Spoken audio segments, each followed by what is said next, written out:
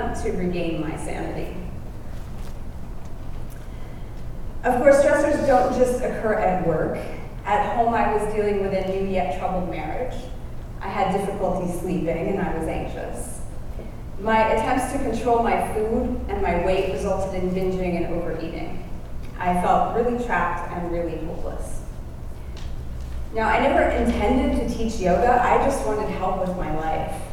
But what I discovered through yoga was someone quite different than the type A perfectionistic person who was suffering so much. And honestly, I liked her a lot better. Since then, I've studied a lot of different modalities, from eating psychology to Reiki and to yoga therapy. And I'm here today to share some of what I've learned, particularly around how yoga can help us with the stress we feel at work and in our life. So presumably you've come to this talk because you saw the words yoga and stress in the title and thought it would be a good idea. Is anyone here unfamiliar with stress?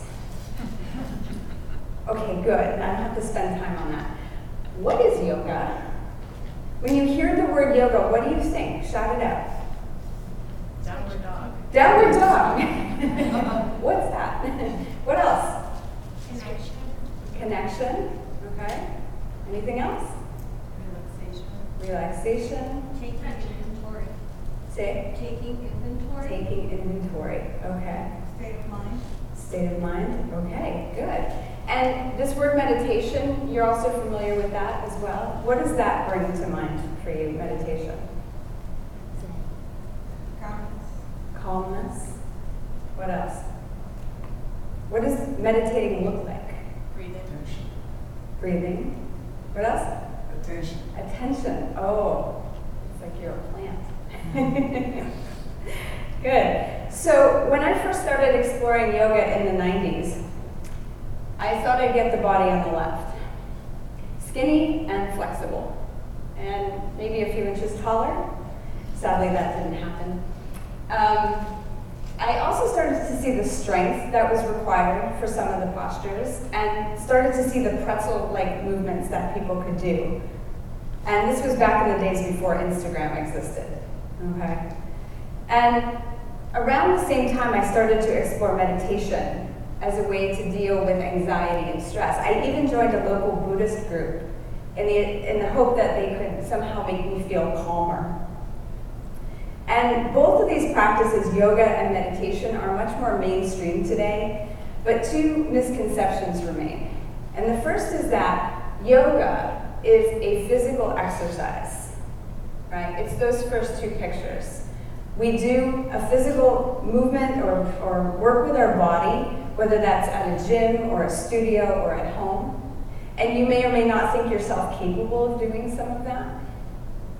And meditation is a mental exercise whereby we sit still and we stop our thoughts. Anybody ever hear that? Good luck. So here's perhaps a more accurate definition of yoga. And for those of you who are familiar, this is a less common translation of the Yoga Sutra 1.2. Yoga is the ability to direct the mind exclusively toward an object and sustain that direction without any distractions. Down dog? Poses? Movement? Any mention? Does it sound like a definition of meditation? Yes. Interesting. So being in a state of yoga means that one has a single point of focus. It's the opposite of being pulled in 50 different directions. At its foundation, yoga or meditation is about being able to concentrate. The yogis call this dharana, and some measure this first stage of meditation or yoga as 12 seconds of unbroken attention. Is that easy or difficult? 12 seconds? What do we think? In 2015, a controversial study was done by the Consumer Insights team at Microsoft Canada.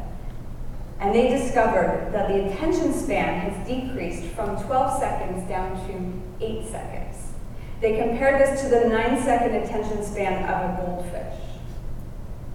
Just think about that for a moment. Study or not, you probably know how difficult it is to focus, especially when you're under stress. In fact, one of the cognitive symptoms of being stressed is the inability to concentrate.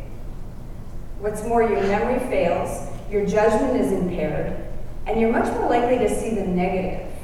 Right? This is when your thoughts race and you feel overwhelmed and scattered. But what if practicing yoga could increase your capacity to pay attention even when you're feeling stressed and challenged? Here's another description of yoga that's relevant to us. Yoga is a practical, experiential teaching that results in our perceiving situations with more accuracy. Yoga increases clarity. So yoga is a system for living life, and the primary outcome of practicing yoga is clarity. Meaning you might be less likely to misunderstand or overreact in a stressful situation.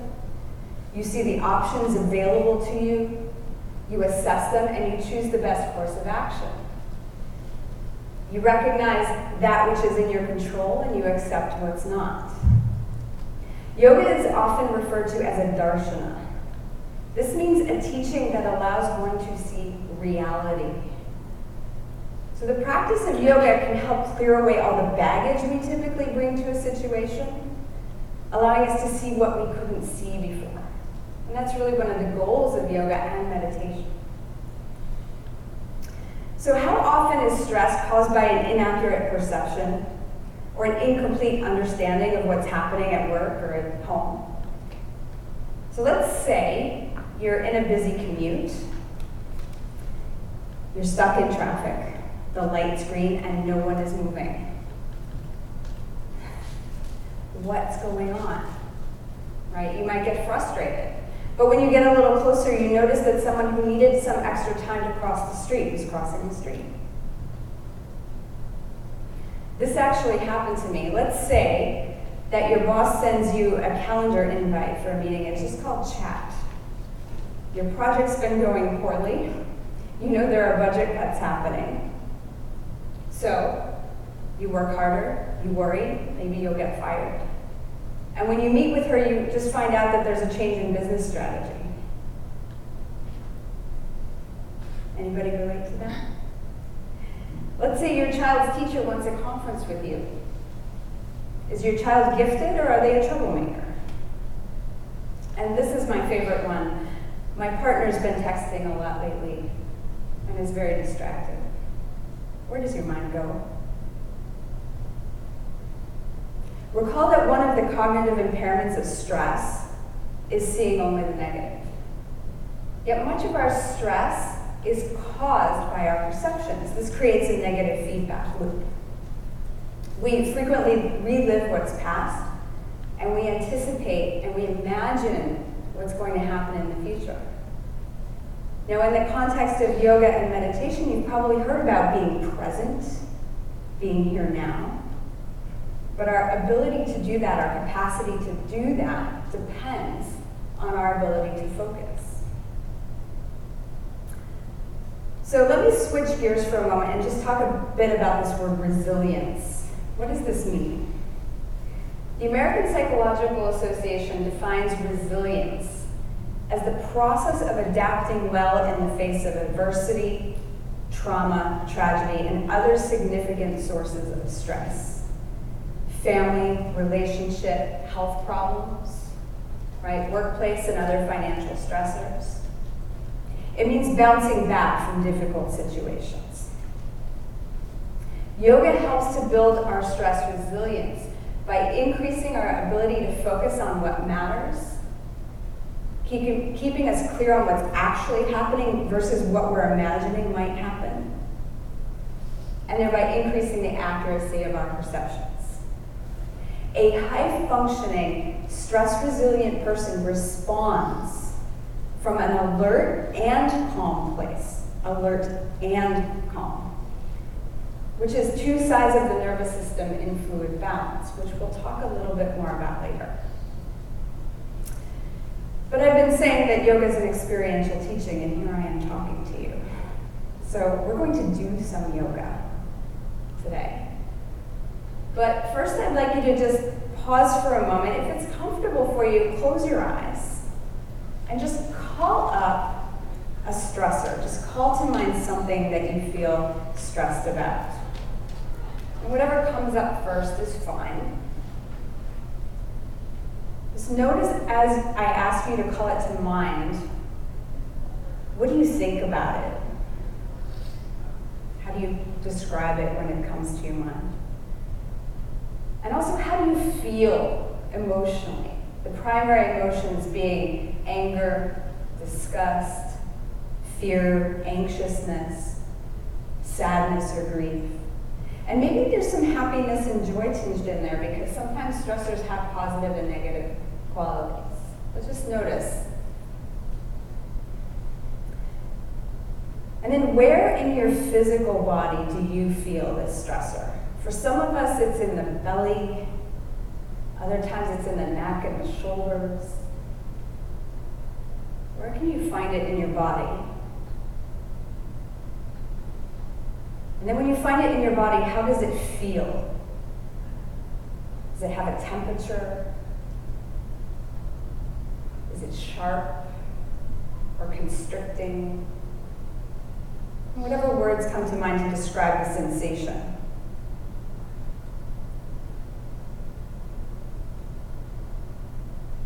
And then gently hold those thoughts and sensations in your awareness as you open your eyes. And we'll do our first practice. For this, you will need to stand up in place. So put your things down. There's room in here, so if you need to scoot over a little bit, but try not to move too much or I'll get in trouble. Good. From here, just stand with your arms down at your sides and your feet comfortably wide. Take your arms out in front of you, just about shoulder height. Good. And then take your right arm as high up as it goes. Good. And then lower the arm back down to halfway point, and then both arms will come down. Good. Let's do that on the other side. So both arms halfway, left arm will go all the way. Good. Left arm comes down to halfway, and then both come all the way down. Good. Both arms together. Feel that there's a halfway point, and then keep them going. And then bring them halfway down, feel that midway point, and then both arms down. Good, we're going to do this with breath now. So inhale, both arms up, right arm continues. Exhale, lower it down, both arms down to your sides. Good, left arm, inhale, both arms, left arm continues. Exhale, lower, all the way down. Good, one more set like that. Inhale, really try to time the movement. Very end of the inhale, you're all the way up. Good, very end of the exhale, you're all the way down. Good, left side.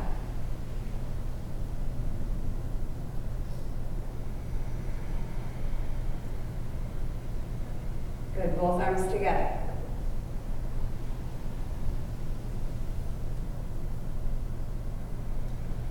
Good, we'll add something here, same arm pattern. As you inhale, lift your heels just a little bit off the floor. What happened? Exhale, lower the arm. Both arms down, heels come down. Good, inhale, left arm goes up, heels rise.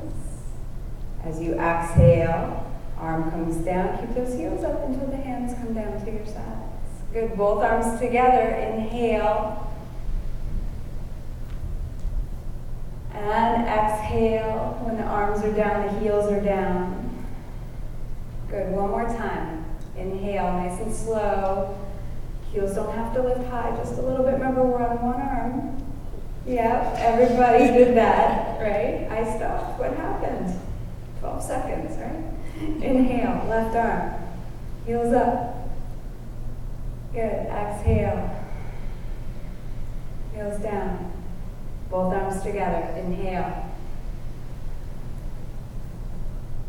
And exhale. Good, and then just stand in place for a moment. Close your eyes. Bring your attention down to your feet. Maybe soften your knees a little bit. Begin to imagine as though your feet could press down into the floor so much that they could go right through the floor. And down through the building and down through the earth.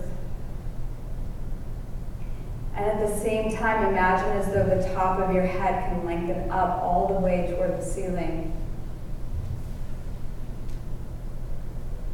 Good, and with that vertical expansion, I want you to also imagine as though you can widen from side to side and from front to back.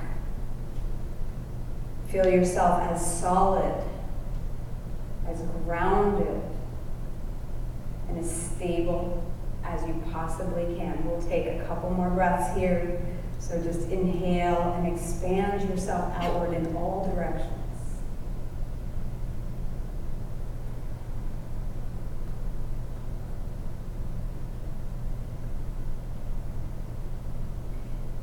And then imagine as though you are a mountain taking up all of this space, steady, comfortable, at ease.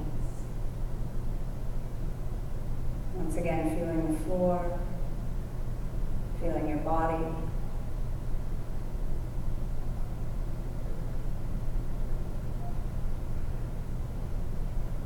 And then take a moment to notice that same place in your body where you felt your stressor. How does it feel?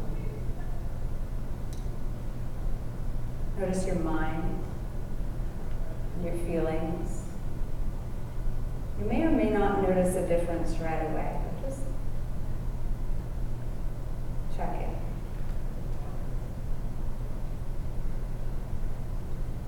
And then allow your eyes to come open. And please be seated.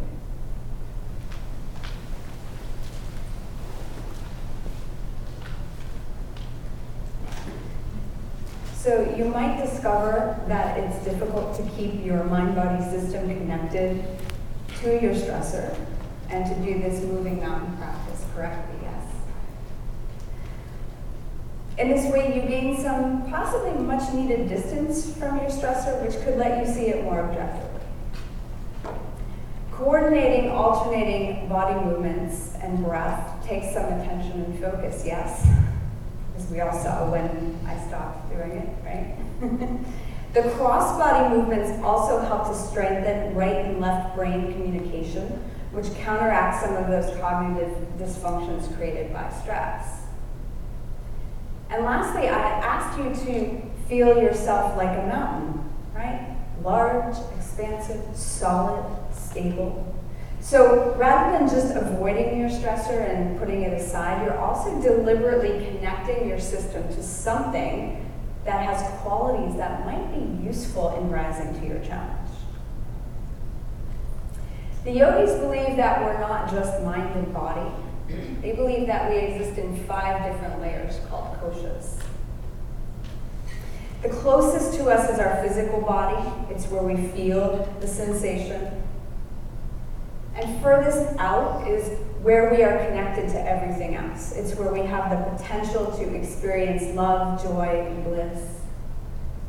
And in between that are the layers we're often familiar with, our thoughts and beliefs, our mental layer, our feelings and emotions. But there's also a layer called our energetic layer where our breath resides. And the inherent relationship among these layers means that change that happens on one layer has the ability to influence change on another.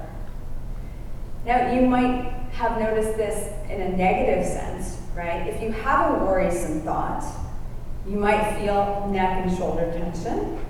That might create a little bit of a hunched posture, which might affect your breath, which can become short or shallow, or maybe you're even holding the breath. And then suddenly you feel sad. Right? So we kind of know this through our experience. We often, or typically, we can over-rely on what I'll call same layer interventions. So for example, if someone is depressed or anxious, they might talk to a traditional therapist. Right? Mental, emotional layer problem and solution. Right? If someone has back pain, they might have surgery, they might do physical therapy. Physical layer problem, physical layer solution. And medications are often prescribed for both the mind and the body. Now, these techniques can work, but for many people they don't. A lot of my clients with stress and anxiety describe themselves as being talked out. Right? And those with pain and stress might not get the relief that they want from traditional coping and management techniques. Drugs can stop working, or they might have negative side effects. However, we can use the connectivity of the koshas, of these layers, to create positive results. If you notice a symptom of stress on one layer, you can work with a different layer. And this is often more effective than going the direct route. And you might have experienced this as well. Anytime you go for a walk to clear your head, that's what you're doing. Right? Your mind is the issue, but you're moving into the body, into the physical. What's more, techniques that combine layers are often most successful.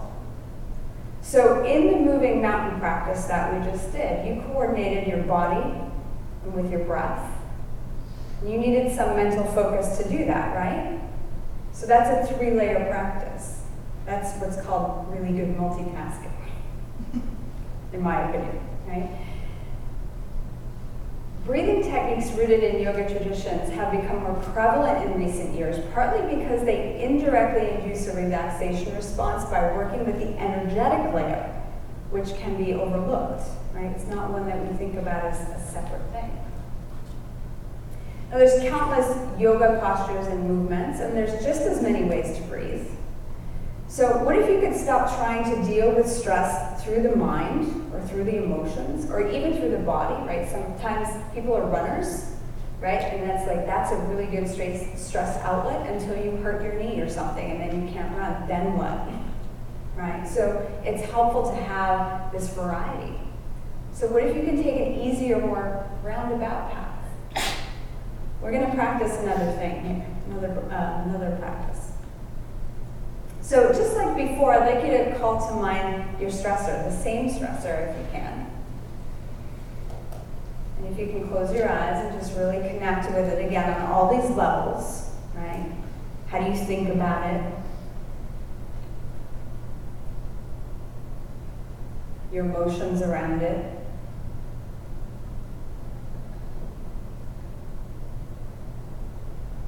Where is it in your body? Did it stay in the same place, or did it move? And how does that physical sensation feel to you right now? And just gently have that in your awareness. And you'll open your eyes, and we'll do another practice. For this one, you need your hands. So if you're holding something,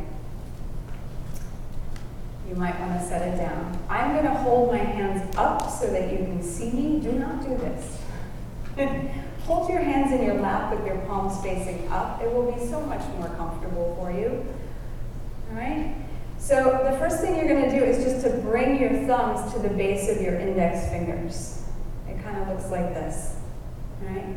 And rest them in your lap. When you inhale, you're going to slide the thumbs up to the tips of your fingers, almost like you're making an okay sign. And then as you exhale, slide the thumbs back down to the base. Then move the thumbs to your middle fingers, base of your middle fingers. Inhale and slide up. Exhale, slide down. Thumbs move to ring fingers. Inhale, slide up. Exhale, bring it down. Good. Pinky finger, inhale up.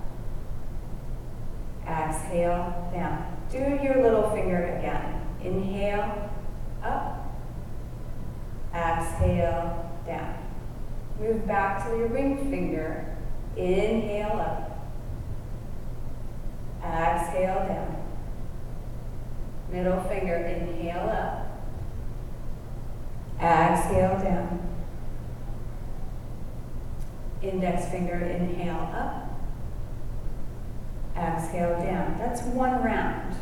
All right, we're going to do another. So on your own, starting with the index finger, inhale, move up, and exhale, slide down. You might close your eyes now that you have the pattern.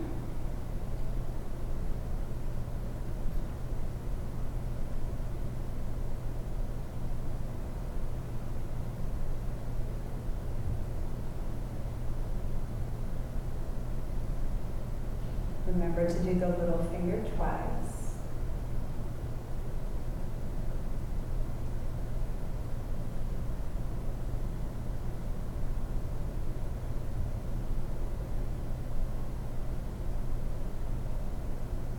When you're back to the index finger, you're going to do one more round of that, at least.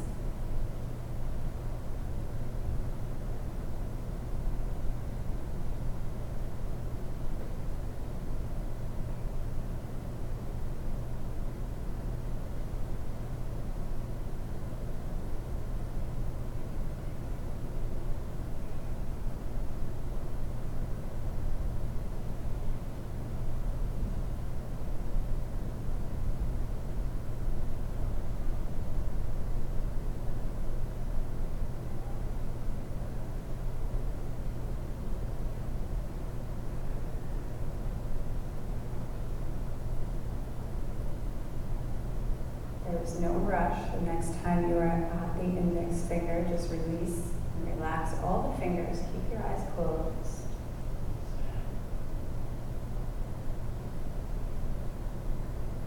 And notice how you feel. How your body feels. Your mind. Your heart. Breath as it settles back into a natural rhythm.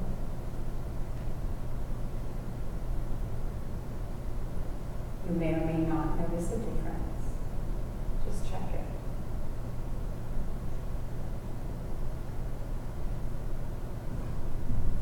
And then let your eyes slowly open, come back into the room.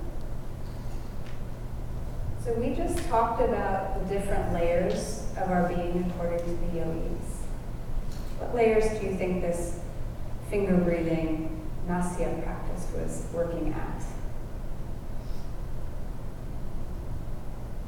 Physical, breath, mind, body. What else? Attention. Yeah. So, did anybody find that putting the thumb at the base of the fingers felt weird at first, that you had to kind of look and wonder where was that? Right? Did you have to pay attention which finger am I on? Did anybody find that their breathing slowed down as you moved through? Did you try and make that happen, or did it just evolve? You tried to make it happen. Did anybody find that it just evolved? Yeah. Good. So you don't need anything special to practice this, right? Can you do this anywhere? I've done this standing in line. If you see me at lunch tomorrow, I'm going to be standing in line doing this. Right, I've done this with my hands under a desk. Right, I've been in a contentious meeting where I wasn't directly involved, but it was a bit stressful, right? So I'm under the table with my fingers breathing. Right, this is actually a really great technique for when you wake up in the middle of the night and your mind starts going and you can't fall back to sleep. Lay there. Give your mind something to do. Right? So you can do this, right? All right, so I want to practice our last technique. And I'd like you once again to just close your eyes for a moment. You're going to keep your eyes closed for this entire practice, so get comfortable. It helps sometimes to put your feet flat on the floor. If you have your legs crossed, you might uncross them and sit a little forward in your chair. And again, we'll start just by calling to mind the stressor. How does it feel? What do you think about it? Where is it in your body? And what does that feel like?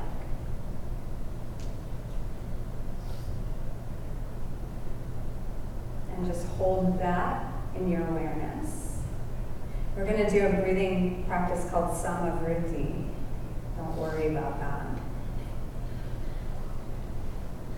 So next time you inhale, I'd like you to see if you can bring your breath to a count of 4. So you'll inhale 2, 3, 4. And the same thing as you exhale for 4. 2, 3, 4. If 4 feels too long, then 3, as long as they're equal. We'll do that for a few rounds, just inhaling for 4 counts. Exhaling for 4 counts.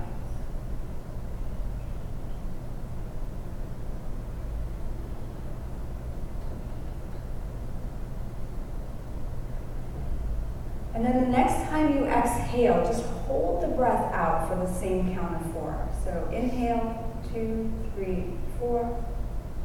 Exhale, 2, 3, 4. Hold, 2, 3, 4. And again with the inhale, 4 counts. Exhale, 4. Hold, 4.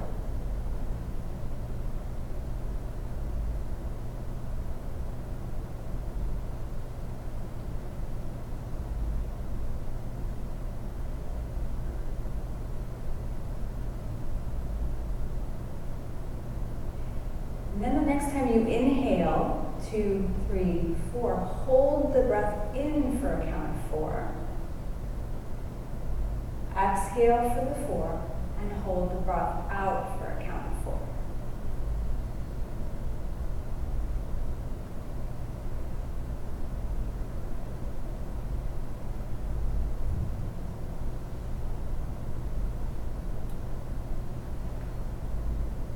So the breath comes in, hold, breath goes out, hold.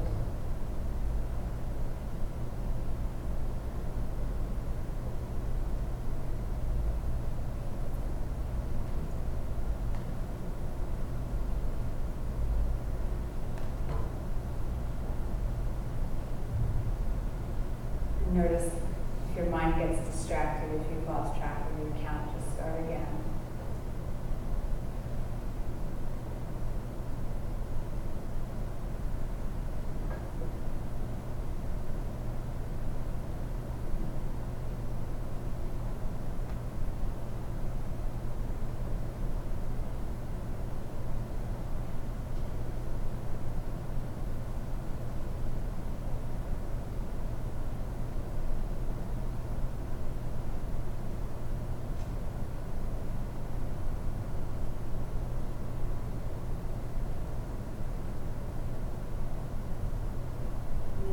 Just let go of the pauses. So inhale for 4, exhale for 4.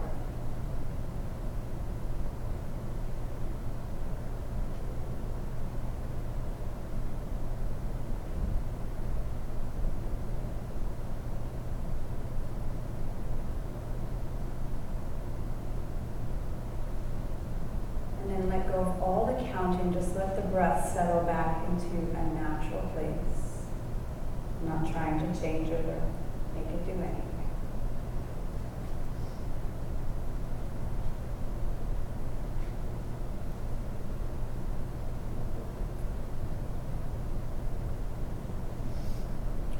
And then pause to notice how you feel about the stressor.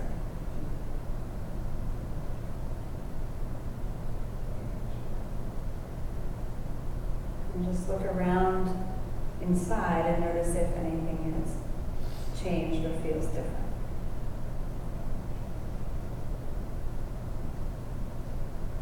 And then as you're ready, let the eyes come back open.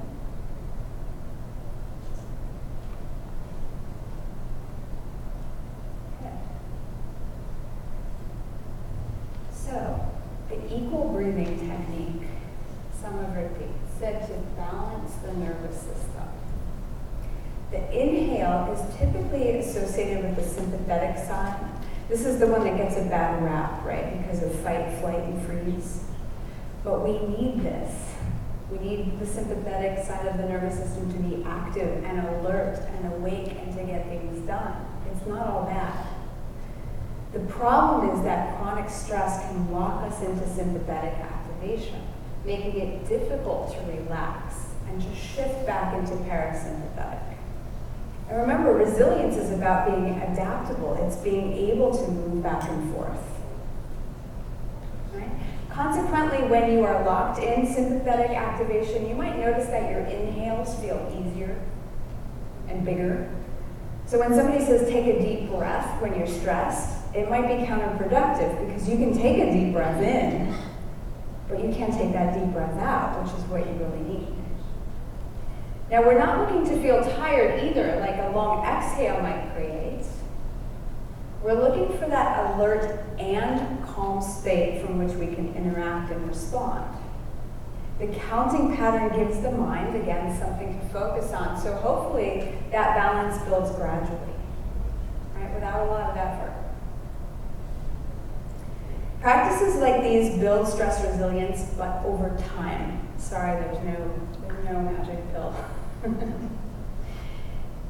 Think of it like adding a bucket of sand to a sandcastle, one at a time. And every time you practice, regardless of how you feel in that moment, you're adding to the pile. And maybe one day when you least expect it, how you're thinking about a stressor will change. You might pause rather than react right away. Or a stressor might come up and you just notice you don't feel it quite the same way. So some say that yogic breathing techniques alter the personality. So my question to you is, could you, like me, discover somebody you like so much better in you? I think there's only one way to find out. So thank you for taking the time to come out to my talk this afternoon. As you may have gathered, each of my 12-week coaching programs is rooted in yoga philosophy, practice, and therapeutic applications. They're different, they're empowering, and they work. I'm locally based in Waltham, but I coach virtually so I can help you wherever you are. And you can learn more about me and schedule a discovery session at calliepatrick.com or journeyintohealth.com. And I'd love to hear from you. So thank you.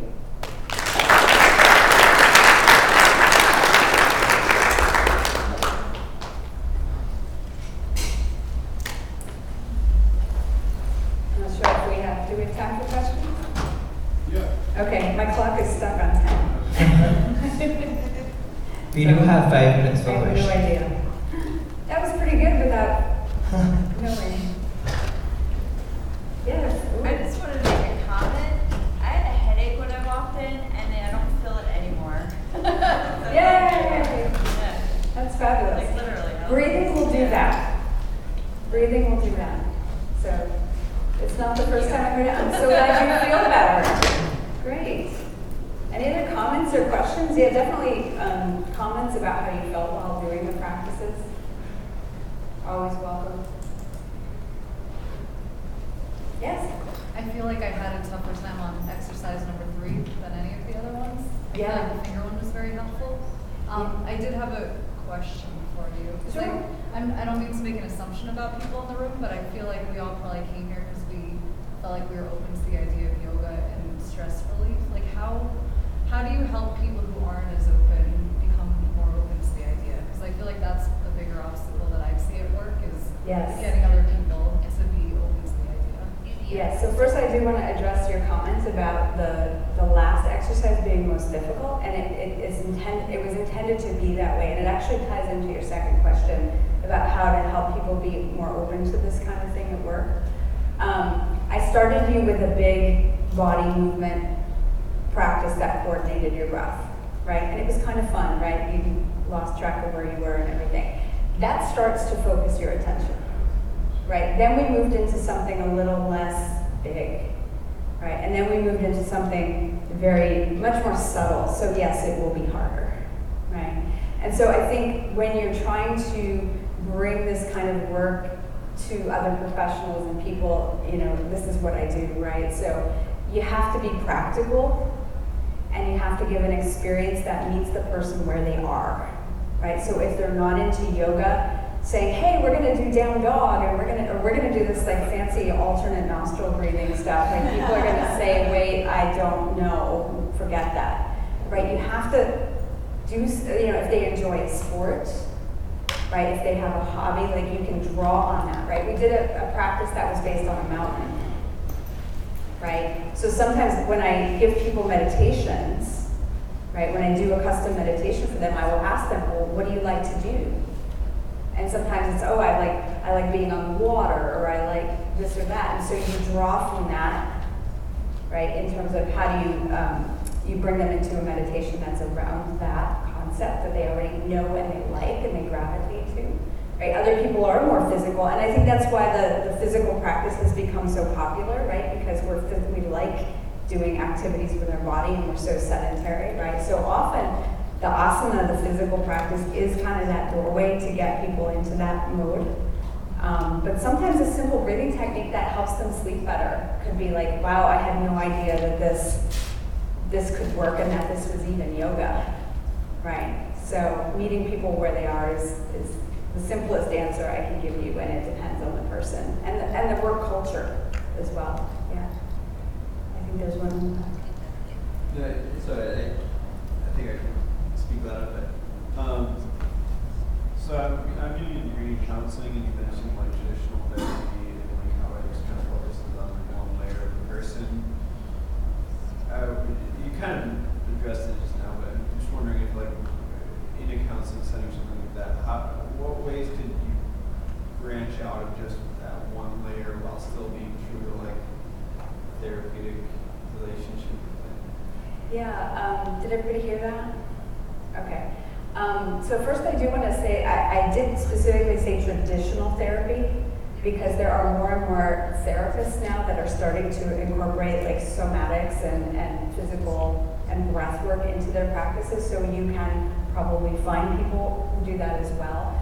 I think it just depends on what is the primary approach, right? I come to it from the point of, if somebody is seeing a therapist, that's great, and they're focusing on that mind and that emotional aspect, and so I take them out of that and I say, okay, well, you're working with this person on this area, so let me work with you on the physical and the breath work, right? Especially if the therapist isn't doing that kind of work, right? So I help to supplement those layers that aren't being addressed, right? I actually have an anxiety client right now, and he's doing all the things, and he's very, in his head and in his heart, and he's very connected to that. So we're moving and breathing, right? And I think of that as like the sneak attack for the mind, right? I don't need to understand, the trauma, and we don't need to go through that again, because sometimes that's actually worse, right? Like let's acknowledge it and realize that it happened and that it influences you, and let's work to move past that by getting it out through your body. So I hope that answers your question. It does, yeah. Yeah, good.